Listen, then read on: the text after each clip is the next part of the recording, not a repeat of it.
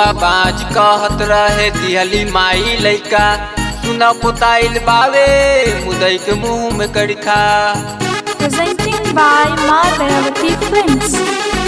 लोगवा बाज कहत रहे दिहली माई लइका, सुना पोताइल बावे मुदई के मुंह में कड़खा। बारी भगवती खुश खतरे बसकी लवंडा नाची, लवंडा नाची हमरा चरे पसकी लवंडा नाची, हमरा चरे पसकी लवंडा नाची, हमरा चरे पसकी।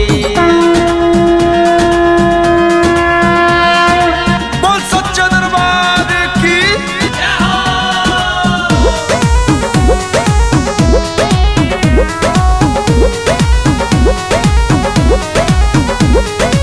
Presenting by माँ दयावती Films।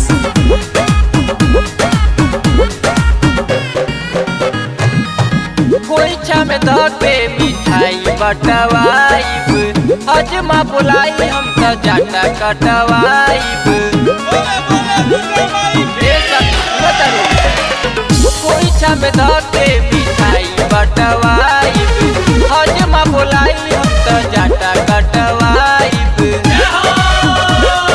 देखले हसु तीन पंडित जी पतरे पसकी लवंडा नाची, लवंडा नाची हमरा चरे पसकी लवंडा नाची, हमरा चरे पसकी लवंडा नाची, हमरा चरे पसकी।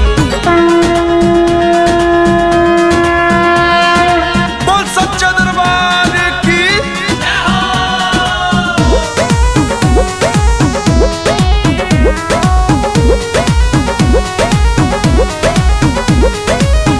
Presenting by माँ दयावती Films।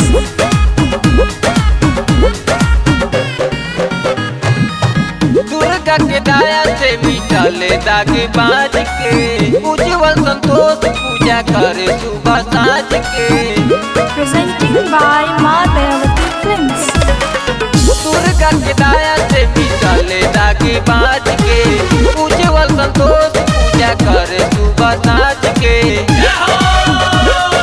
भक्ति के नशा चढ़ल कपड़े पसकी लवंडा नाची, लवंडा नाची।